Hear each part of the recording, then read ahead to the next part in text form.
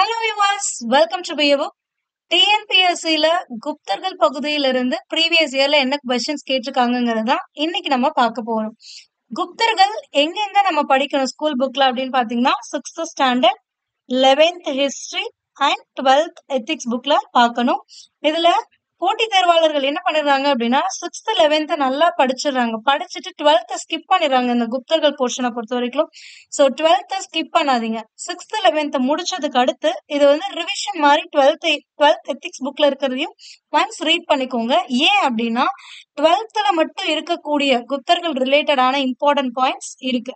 So அதனால நீங்க 6th 11th முடிச்சிட்டீங்கன்னா 12th ஒரு ரிவிஷன் மாதிரி விட்டுக்கோங்க. ஓகேங்களா?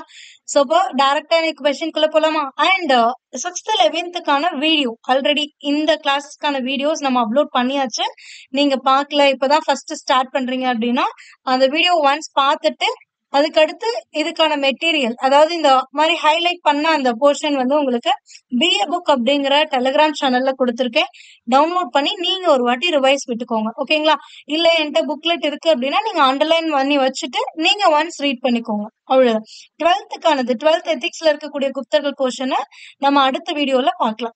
சோ இந்த வீடியோல குப்தர்கள்ல இருந்து கேட்ட ப்ரீவியஸ் இயர் கொஸ்டின்ஸ் என்னென்ன கேட்டிருக்காங்க அப்படின்னு பார்க்கலாம். இது குரூப் 1, குரூப் 2, குரூப் 4 எல்லா கொஸ்டின்ஸுமே மிங்கிள் ஆகிதான் உங்களுக்கு இருக்கும். ஓகேங்களா? ஹூணர்கள் டேஷ் ஆட்சியின் போது இந்தியா மீது படையெடுத்தார்கள். ஹூணர்கள் யாரோட ஆட்சியின் போது வந்து இந்தியா மேல படையெடுத்தாங்க அப்படின்னா ஸ்கந்தகுப்தரோட ஆட்சி காலத்துலதான். இது உங்களுக்கு 11th ஹிஸ்டரி புக்ல கொடுத்திருப்பாங்க. ஸ்கந்தகுப்தர் காலத்துலதான் வந்து ஹூணர்கள் படையெடுப்ப ஸ்கந்தகுப்தர் சந்திக்க நேரிட்டது. அவர் வந்து ஃபர்ஸ்ட் டைம் போரிடும் போது என்ன பண்ணிடுறாருன்னா ஸ்கந்தகுப்தர் வின் பண்ணிடுறாரு. ஆனா 12 வருஷம் இது கேட்கலாம். சோ இதையும் நோட் பண்ணிக்கோங்க. 12 வருஷம் கழிச்சு மீண்டும் ஹூணர்கள் வந்து என்ன பண்ணுவாங்கன்னா போரிடுவாங்க குப்த பேரரசோட. அப்போ குப்த பேரரசு தோற்கடிக்கப்படுது. சோ இந்த தோல்விதான் குப்த பேரரசுங்கிறது குப்த அரசா மாறினதுக்கான ஒரு முக்கியமான காரணமா இருக்கும். ஓகேங்களா? அதுக்கடுத்து இந்த பகுதியில இருந்து உங்களுக்கு அடுத்து என்ன கொஸ்டின் கேட்க பாசிபிலிட்டி இருக்குன்னா, இந்த ஸ்கந்தகுப்தருடைய மகன் இருக்காரு பாருங்க, யார் அது? பாலாதித்யர் அப்படின்னு சொல்லுவாங்க. இந்த பாலாதித்யரை இவருக்கு இன்னொரு நேம், சிறப்பு பெயர் என்னன்னா முதலாம் நரசிம்ம குப்தர்ங்கிற பேர்லதான் அரியணை ஏறுவாரு. சோ அப்ப பாலாதித்யர், ஸ்கந்தகுப்தரின் மகனான பாலாதித்யர் முதலாம் நரசிம்மன் என்ற பெயரில் அரியணை ஏறினார். இவர் என்ன பண்றாரு அப்படின்னா இந்த மிகிரகுலருக்கு கப்பம் கட்டுறாரு. அதாவது இவரோட ஆட்சி காலத்துல ஹூணர்கள் தலைவரா இருந்தவர் மிகிரகுலர். சோ மிகிரகுலருக்கு கப்பம் கட்டிய குப்த அரசர் யாருன்னு கேட்கலாம். பாலாதித்யர் அல்லது முதலாம் நரசிம்மகுப்தர். இதையும் ஞாபகம் வச்சுக்கோங்க. இவரும் என்ன பண்ணுவாரு அப்படின்னா கப்பம் கட்டிட்டே இருப்பாரு, எதுவுமே பிரச்சனை பண்ணாம. பட் ஒரு பாயிண்ட்ல வந்து மிகிரகுலருக்கு கப்பம் கட்டுறதை வந்து நிறுத்திடுவாரு. ஏன் நிறுத்துவாரு அப்படின்னு பாத்தீங்கன்னா மிகிரகுலருக்கு பௌத்த மதம் பிடிக்காது. அவர் வந்து அந்த மதத்தை வந்து பகைமையோட பாக்குறாரு. சோ ஆனா வந்து பாலாதித்யர் பௌத்த மதத்தை ஆதரிக்கவரு, பௌத்த மதத்தை கடைபிடிக்கிறவரு. சோ அதனால நான் வழிபடக்கூடிய, நான் ஃபாலோ பண்ணக்கூடிய ஒரு மதத்தை வந்து நீங்க இது பண்றதுனால உங்களுக்கு கப்பம் கட்ட மாட்டேன் அப்படின்னு சொல்லியிருப்பாரு. ஓகேங்களா? சோ ரொம்பவே இம்பார்ட்டன்டான பாயிண்ட் என்னென்னு பாத்தீங்கன்னா ஸ்கந்தகுப்தர் 12 வருஷம் மிகிரகுலருக்கு கப்பம் கட்டுறது அண்ட் முதல்ல ஹூணர்களை வின் பண்ணது யாருன்னு பாத்தீங்கன்னா ஸ்கந்தகுப்தர். நெக்ஸ்ட் கொஸ்டின், குப்த காலத்தில் கிழக்கு கடற்கரையில் உள்ள முக்கிய துறைமுகம் எதுன்னு கேக்குறாங்க. சோ குப்தர் காலத்துல மேற்கு கடற்கரை, கிழக்கு கடற்கரையில முக்கியமான துறைமுகங்களும் வணிக சந்தைகளும் இருந்துச்சு. அதுல கிழக்கு பகுதியில இருக்கக்கூடியது எது அப்படின்னு பாத்தீங்கன்னா தாமிரலிப்தி. இதுவுமே உங்களுக்கு 6th கொடுத்திருக்காங்க, 11th ஸ்டாண்டர்ட்லயும் கொடுத்திருக்காங்க. இந்தியாவில் உள்ள மேலை கடற்கரை துறைமுகங்களும், மேலை அப்படின்னா மேற்குன்னு அர்த்தம், மேலை கடற்கரை துறைமுகங்களும் அதாவது எது எது அப்படின்னு பாத்தீங்கன்னா கல்யாண், மங்களூர், மலபார், இந்த கடற்கரை எல்லாமே.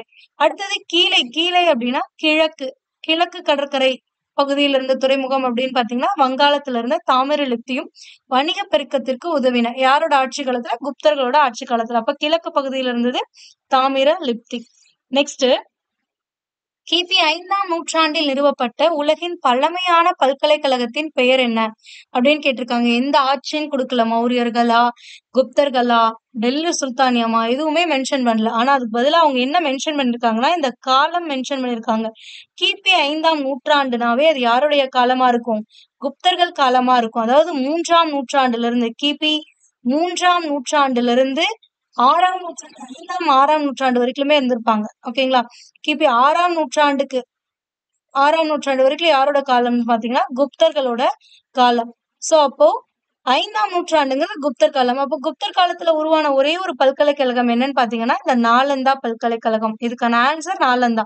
அப்ப நாலந்தா ரிலேட்டடா உங்களுக்கு வேற என்ன கொஸ்டின்ஸ் கேட்கலான்னு பாத்தீங்கன்னா, நாலந்தாவுடைய பெயர் என்னன்னு கேட்பாங்க. வேறொரு பெயர். அது என்னன்னா மகாவிஹாரா அப்படிங்கிற பெயர் பெற்ற நாலந்தா. ஓகேங்களா? அப்ப இதோட இன்னொரு பெயர் என்னன்னா மகாவிஹாரா.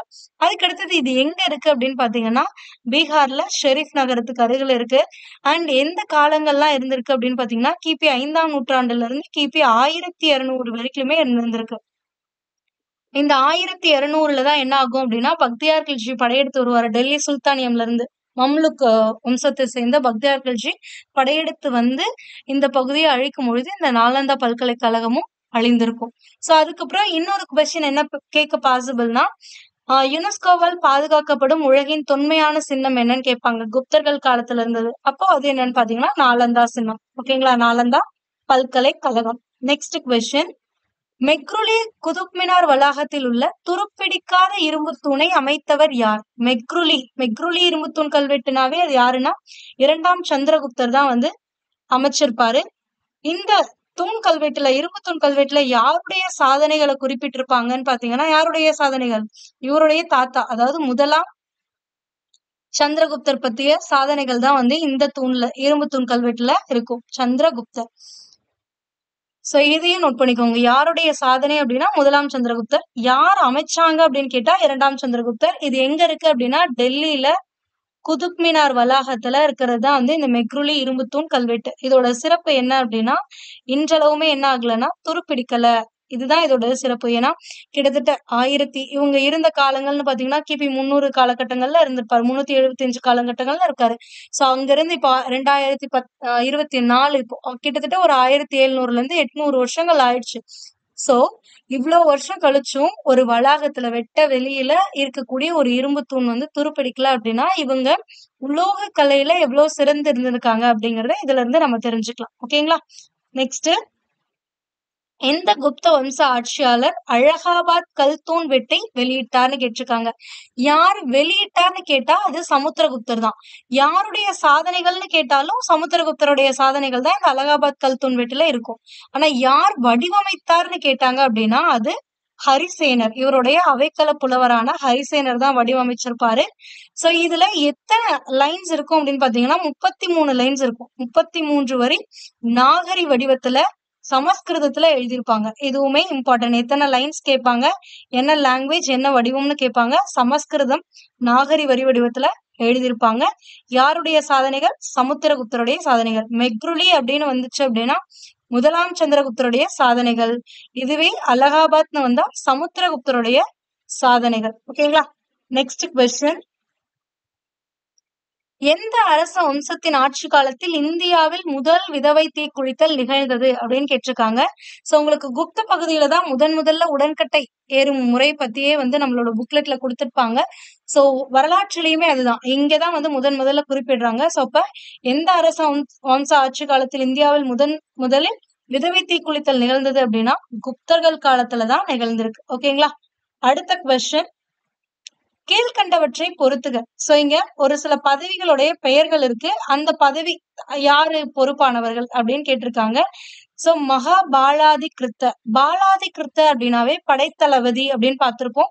அண்ட் மகாபாலாதி கிருத்த அப்படின்னா குதிரைப்படை தளபதின்னு கொடுத்திருப்பாங்க உங்களோட 11th ஸ்டாண்டர்ட் புக்ல. பட் அதே புக்லயே என்ன பண்ணுவாங்கன்னா மகா அஸ்வபதி அப்படின்னு கொடுத்து குதிரைப்படை தளபதின்னு கொடுத்திருப்பாங்க. நீங்க எப்பவுமே அஸ்வ அப்படின்னு வந்தா மட்டும் குதிரையை சூஸ் பண்ணுங்க. ஓகேங்களா? ஏன்னா நம்ம சமுத்திரகுப்தர்ல பார்த்தோம் அஸ்வமேத யாகம் அப்படின்னு. அஸ்வமேத யாகம்னா என்ன? குதிரைகளை வேள்வியில பலியிடுறதுதான் வந்து அஸ்வமேத யாகம். அப்ப அஸ்வ அப்படின்னா குதிரை. அப்ப மகா அஸ்வபதி அப்படின்னா குதிரைப்படை தளபதி. இந்த மகாபாலா திக்ருத்த அப்படிங்கிறது படை தளபதியாவே எடுத்துக்கோங்க நீங்க. அடுத்தது மகா பிழுபதி அப்படிங்கிறது என்ன அப்படின்னு பாத்தீங்கன்னா பிழு அப்படின்னா யானைன்னு அர்த்தம். அப்ப மகா பிழுபதி அப்படின்னா யானை படை தளபதி 4.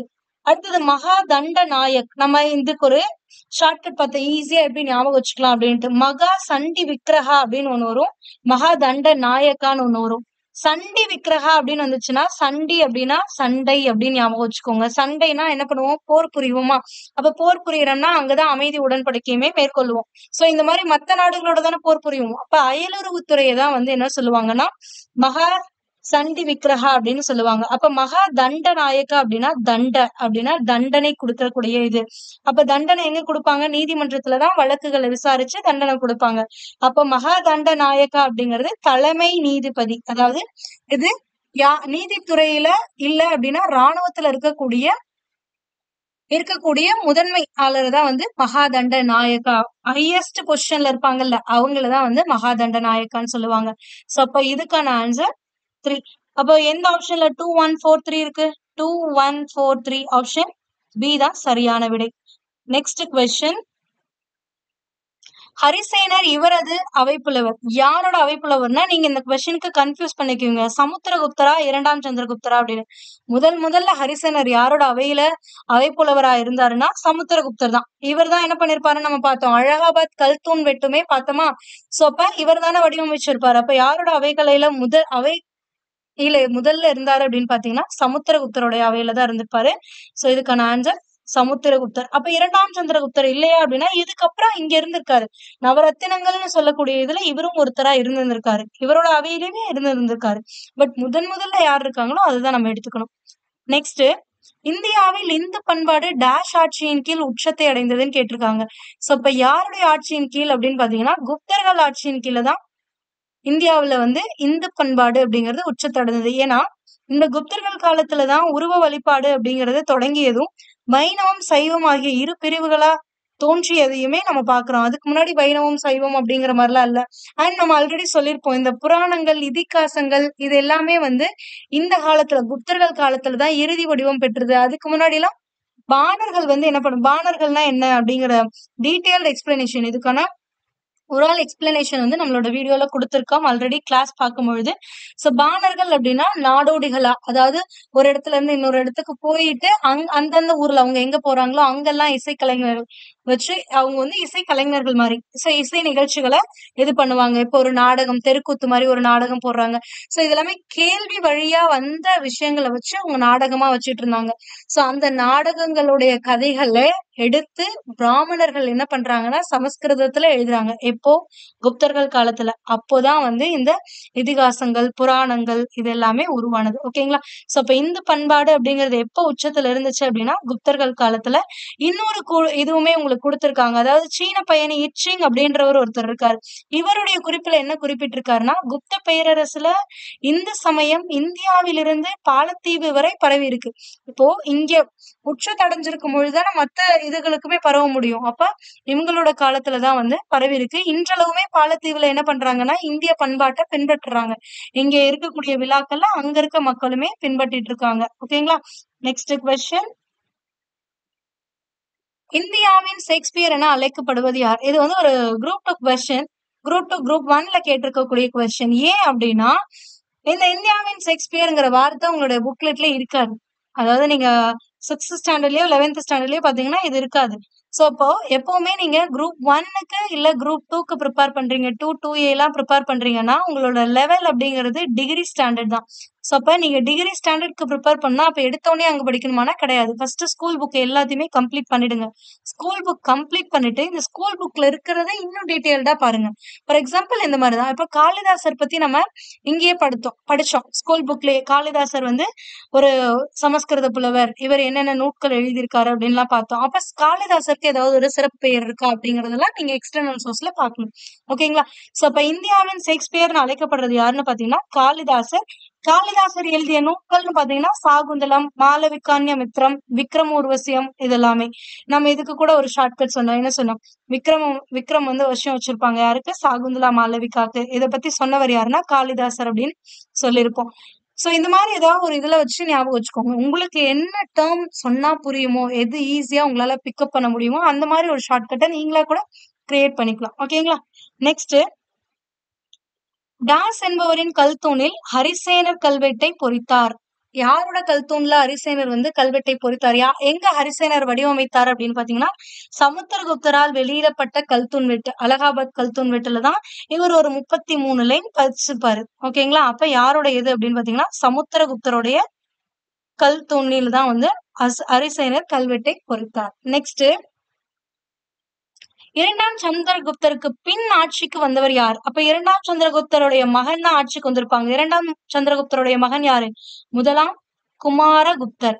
சோ இந்த மாதிரி முதலாம் குமாரகுப்தர்னு கொடுக்காம சக்கராதித்யர்னு கொடுக்கலாம். சோ அதனால சிறப்பு பெயர்களையுமே பாத்துக்கோங்க. ஓகேங்களா? சோ சம்டைம்ஸ் என்ன பண்ணுவாங்கன்னா, இதே ஆப்ஷன்ஸ் எல்லாம் கொடுத்திருப்பாங்க. முதலாம் குமாரகுப்தருக்கு பதிலா சக்கராதித்யர்னு இருக்கும். சோ அப்பயும் உங்களுக்கு தெரிஞ்சிருக்கணும். சோ ஆன்சர் என்னன்னா முதலாம் குமாரகுப்தர். இவர் தான் என்ன பண்ணாரு? இவரை பத்தி நம்மளுக்கு இருக்கக்கூடிய ரெண்டே விஷயம். ஒண்ணு இவருடைய சிறப்பு பெயர், இன்னொன்னு இவர் தான் நாலந்தா பல்கலைக்கழகத்தை தோற்றுவிச்சார் அப்படிங்கிறதுதான். ஓகேவா? நெக்ஸ்ட் கொஸ்டின், கிமு 3ஆம் நூற்றாண்டில் டேஷ் இந்தியாவில் உள்ள மக்களின் பொதுவான மொழியாக பயன்படுத்தப்பட்டது. சோ இந்த மாதிரி கிமு 3ஆம் நூற்றாண்டுனாவே இது என்னது? குப்தர்கள் காலம். அப்ப குப்தர்கள் காலத்துல மொழிகள் அப்படின்னு பாத்தீங்கன்னா, ஒண்ணு பிராகிருதம், இன்னொன்னு சமஸ்கிருதம். சோ பிராகிருதம் அப்படிங்கிறது மக்களுடைய மொழி, அதாவது எளிய மக்களுடைய மொழியா இருந்ததுதான் வந்து பிராகிருதம்.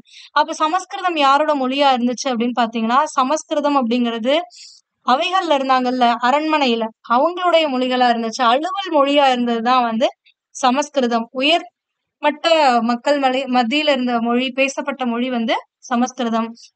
சாதாரண மக்கள் இருந்த பகுதிகளில் பேசப்பட்ட மொழி பிராகிருதம். சோ இதுக்கான விடை பிராகிருதம். ஓகேங்களா? அதாவது அமைச்சர்கள், அவைக்கள புலவர்கள்லாம் சமஸ்கிருதம், அலுவல் மொழியா சமஸ்கிருதம் இருந்துச்சு. மக்கள் மத்தியில பேசக்கூடிய மொழியா பிராகிருதம் இருந்துச்சு. நெக்ஸ்ட், குப்தா ஆட்சியாளர்களை காலவரிசைப்படி அடுக்குகன்னு இருக்காங்க.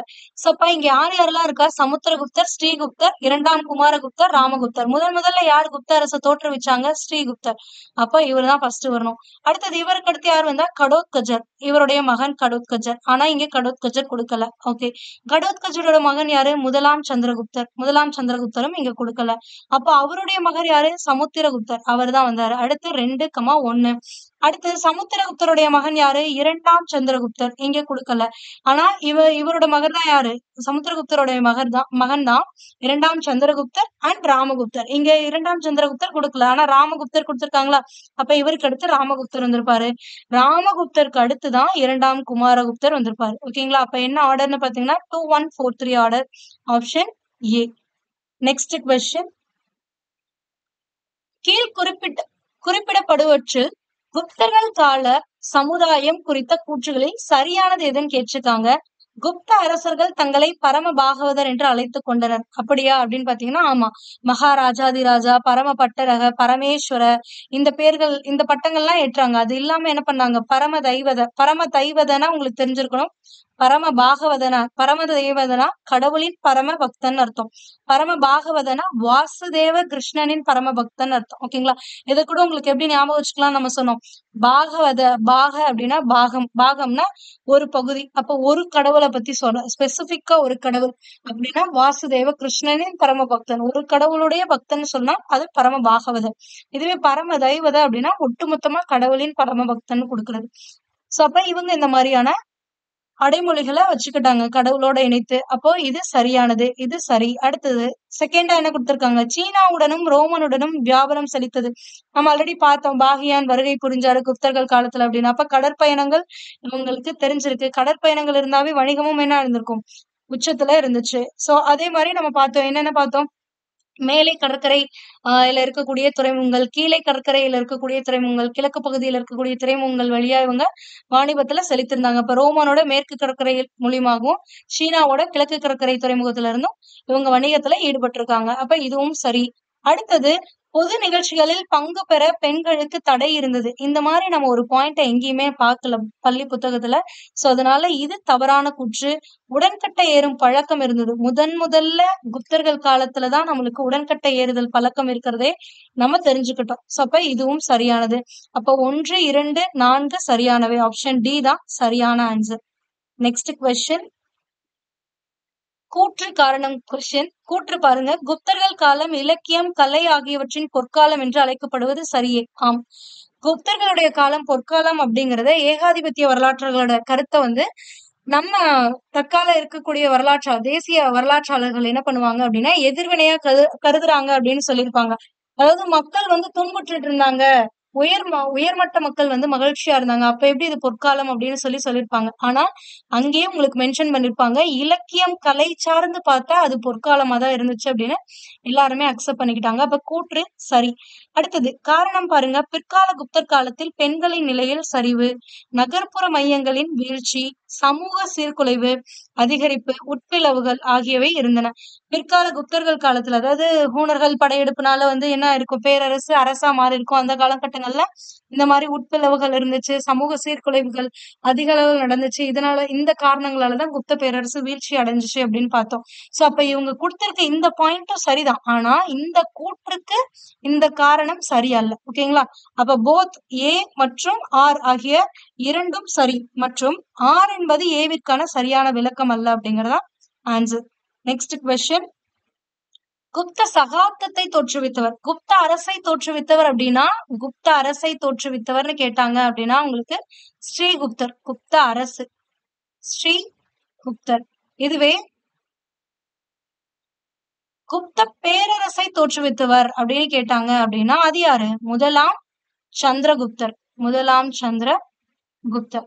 இதை நோட் பண்ணிக்கோங்க. முதல் குப்த அரசர்னு கேட்டாங்க அப்படின்னா ஸ்ரீகுப்தர். ஆனா முதல் குப்த பேரரசர்னு கேட்டாங்க அப்படின்னா முதலாம் சந்திரகுப்தர். அப்ப குப்த சகாப்தம் பேரரசை தோற்றுவித்தது யார் அப்படின்னு பாத்தீங்கன்னா முதலாம் சந்திரகுப்தர் தான். ஓகேங்களா?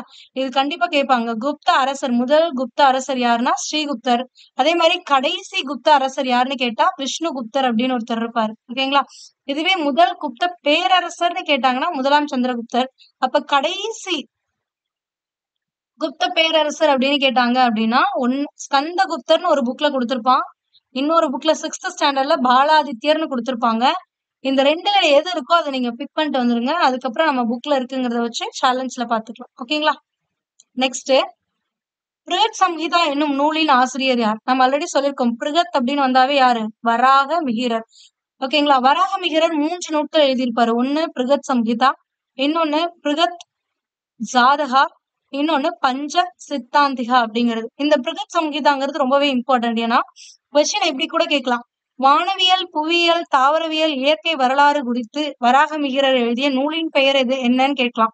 அப்ப பிருகத் சம்ஹிதா. இந்த 4 விஷயமும் ஒரே நூல்ல இருக்கு அப்படின்னா அது பிருகத் சம்ஹிதால தான் இருக்கும். இது யார் எழுதுனாங்கன்னா வராக மிகிரர். இந்த பஞ்ச சித்தாந்திகா வரும்பொழுது கன்ஃபியூஸ் பண்ணிக்காதீங்க. இன்னொரு சித்தாந்திகா இருக்கும். என்னன்னா சூரிய சித்தாந்திகான்னு ஒண்ணு இருக்கும். சூரிய சித்தாந்திகாவை எழுதினது யாருன்னா ஆரியப்பட்டர் தான் எழுதியிருப்பாரு. இதையும் உங்களுக்கு ஈஸியா ஞாபகம் வச்சுக்க ஒரு விஷயம் சொன்னோம். ஏன்னா ஆரியப்பட்டர் தான் என்ன பண்ணாரு, முதல்ல சூரிய கிரகணம் எப்படி வருது அப்படிங்கறத பத்தி குறிப்பிட்டிருப்பாரு. சோ அப்ப சூரிய கிரகணத்தை பற்றி குறிப்பிட்டதுனால அது சூரிய சித்தாந்திகா அப்படிங்கறது ஆரியப்பட்டர் எழுதிய ஒர்க். அதுவே பஞ்ச சித்தாந்திகா அப்படின்னா வராக மிகிரர். இவரும் ஒரு வானவியல் அறிஞர் தான். அப்ப இவர் எழுதினது பஞ்ச சித்தாந்திகா. ஓகேங்களா? நெக்ஸ்ட், நகர திராவிட மற்றும் விசாரா ஆகியவை என்னன்னு கேக்குறாங்க. இந்திய துணைக்கண்டத்தின் 3 முக்கிய இனமாகும். இது இனமா, மனித இனமா? இல்ல. அப்ப இது கிடையாது. அடுத்தது மொழிகளான்னு கேட்டா மொழிகளும் கிடையாது. இந்த 3ம் இந்திய கோயில்களின் வகைகள் ஆகும் அப்படின்னா இது சரியானது. ஏன்னா நம்ம குப்தர்கள் கால கட்டிடக்கலையில நகரபாணி, திராவிட பாணி அதெல்லாமே பார்த்திருக்கோம். சோ அப்ப இது எல்லாமே அவங்க என்ன கட்டிடக்கலைகள் போது என்னெல்லாம் கட்டியிருந்தாங்கன்னு பாத்தீங்கன்னா கோவில்கள் தான். அப்ப இந்திய கோவில்களுடைய கலையுடைய வகைகள் தான் வந்து இந்த 3மே. ஓகேங்களா? அண்ட் இன்னொரு கொஸ்டின் உங்களை கேட்பாங்க. இந்த இதை பத்தி வரும்பொழுது நகரபாணி, திராவிட பாணின்னு கேட்கும்பொழுது இந்த கருவறைக்கு மேல் சிகரம் அமைக்கும்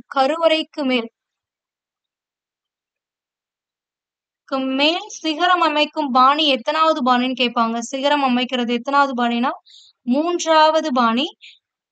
அண்ட் எந்த இதுன்னு பாத்தீங்கன்னா நகராவுடைய முக்கிய அம்சமா இருக்கிறது தான் இந்த 3வது பாணி கட்டிடக்கலை. ஓகேங்களா? நெக்ஸ்ட், தேவி சந்திரகுப்தம் யாருடைய வரலாற்றை பற்றி கூறுகிறது? யாருடைய வாழ்க்கை வரலாறுனா தேவி சந்திரகுப்தம் அப்படிங்கிறது 2ஆம் சந்திரகுப்தரை பற்றி கூறக்கூடியது. இந்த நூலை எழுதினது யாருன்னு பாத்தீங்கன்னா விசாகதத்தர் தான் உத்தர ராட்சசத்தையும் தேவி சந்திரகுப்தத்தையும் எழுதியிருப்பாரு. தேவி சந்திரகுப்தம் அப்படிங்கிறது விசாகதத்தர் யாருடைய இதுல இருந்தாருன்னு பார்த்தோம். நம்ம 2ஆம் சந்திரகுப்தராவே இல்ல நவரத்தினங்கள்ல ஒருத்தரா இருப்பாரா? சோ அப்ப இவர் தான் வந்து 2ஆம் சந்திரகுப்தருடைய வாழ்க்கை வரலாறு எழுதியிருப்பாரு. அதுதான் தேவி சந்திரகுப்தம். ஓகேங்களா, இரண்டாம் சந்திர குப்தர் பத்தி எழுதுனது தேவி சந்திரகுப்தம். அப்ப முத்திர ராட்சசம் அப்படிங்கிறது யாரோடதுன்னா சமுத்திரகுப்தரை பத்தி, சமுத்திரகுப்த மௌரியரை பத்தி எழுதுனதுதான் வந்து என்னன்னா முத்திர ராட்சசம். ஓகேங்களா, சமுத்திரகுப்த மௌரியர். சோ இது ரெண்டுமே நோட் பண்ணிக்கோங்க, எப்படி வேணாலும் உங்களுக்கு கொஸ்டின் கேட்கலாம். அதே மாதிரி இந்த சூத்திரகர் எழுதுனது என்னன்னு கேட்கலாம். மிருட்ச கடிகம் இது ரொம்பவே இம்பார்ட்டன்டான ஒரு நூல். ஏன்னா நகைச்சுவையுடைய இதா இருக்கக்கூடிய நூல் அப்படின்னு பாத்தீங்கன்னா இந்த மிருட்ச கடிகம் அப்படின்னு கொடுத்திருப்பாங்க. இதையே ஞாபகம் வச்சுக்க என்ன சொன்னோம், விசாகதத்தர் போய் சந்திரகுப்தருடைய ஒய்ஃப் தேவி கிட்ட போய் முத்துக்களை பத்தி சொன்னாரு, அந்த மாதிரி ஞாபகம் வச்சுக்கோங்க. அப்ப விசாகதத்தர் சந்திரகுப்தம், சந்திரரோட தேவி, அவங்களுக்கு முத்துக்கள் பத்தி சொன்னாரு. ஓகேங்களா. நெக்ஸ்ட், நாலந்தா பல்கலைக்கழகத்தை தோற்றுவித்தவர் யார்? ஆல்ரெடி பார்த்தாச்சு. இரண்டாம் சந்திரகுப்தருடைய மகனான முதலாம் குமாரகுப்தர் தான் வந்து நாலந்தா பல்கலைக்கழகத்தை தோற்றுவித்திருப்பாரு. இவருடைய பட்டப்பெயர் என்னது? சக்கராதித்யர். ஓகேங்களா. நெக்ஸ்ட் கொஸ்டின், பின்வரும் ஆட்சியாளர்களில் யார் கவிராஜா என்று அழைக்கப்பட்டார்? குப்த இதுலயே வந்து ஒருத்தர் தான் வந்து இசை பிரியர் அப்படின்னு சொல்லியிருப்பாங்க. யாருன்னு பாத்தீங்கன்னா சமுத்திரகுப்தர். அப்ப அவரைதான் வந்து கவிராஜான்னு குறிப்பிட்டிருப்பாங்க. இது இந்த மாதிரி ஒரு பாக்ஸ் போட்டே உங்களோட புக்லெட்ல கொடுத்திருப்பாங்க. இவரை பத்தி இதுல ரெண்டு விஷயம் இருக்கு. ஒண்ணு, இந்த குதிரைகளை பலியிடுறது, அதாவது இவர் நிறைய படையெடுப்புகள் மேற்கொண்டாருன்னு பார்த்தோம். வட இந்திய படையெடுப்பு, தென்னிந்திய படையெடுப்புகள் மேற்கொண்டாரு.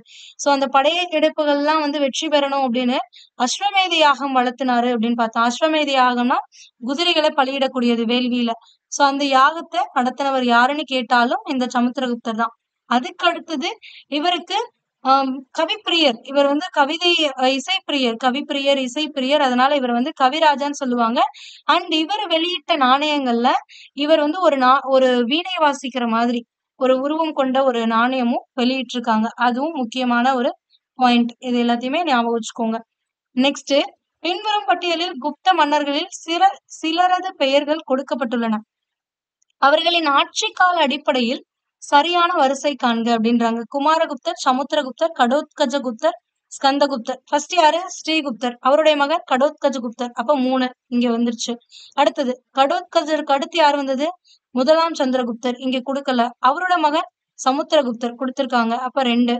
சமுத்திரகுப்தருடைய மகன் யாரு? இரண்டாம் சந்திரகுப்தர். இங்க கொடுத்திருக்காங்களா? இல்ல. ஆனா இரண்டாம் சந்திரகுப்தருடைய மகன் யாரு? குமாரகுப்தர். அப்ப 1. குமாரகுப்தரோட மகன் தான் யாரு? ஸ்கந்தகுப்தர். சோ இப்ப 3, 2, 1, 4 அப்படின்றதா சரியான வரிசை. ஓகேங்களா.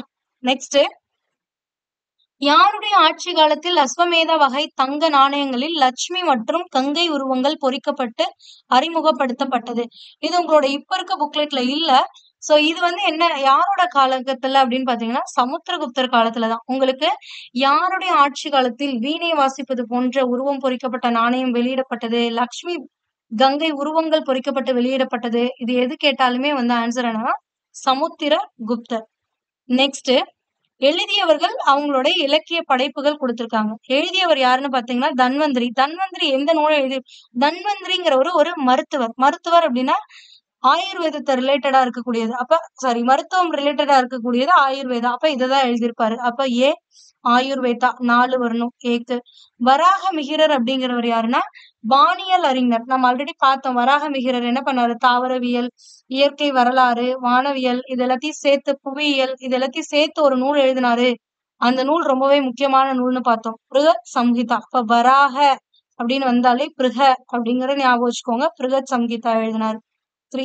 அடுத்தது ஆரியப்பட்டர் எழுதுனதுதான் எனது சூரிய சித்தாந்தம். ஏன்னா இவருதான் சூரிய கிரகணம் பத்தி சொல்லியிருப்பாரு. அடுத்தது அமரசிம்மர் எழுதுனது அமரகோஷ்யம். அமரகோஷ்யம் அப்படிங்கிறது வந்து ஒரு அகராதி நூல். அதையும் ஞாபகம் வச்சுக்கோங்க. ஆன்னு வரும், எல்லாமே 3 ஆ. சோ இது வந்து இது. அப்ப 4312ங்கிறது இது 4312 ஆப்ஷன் ஏ தான் வந்து சரியான விடை.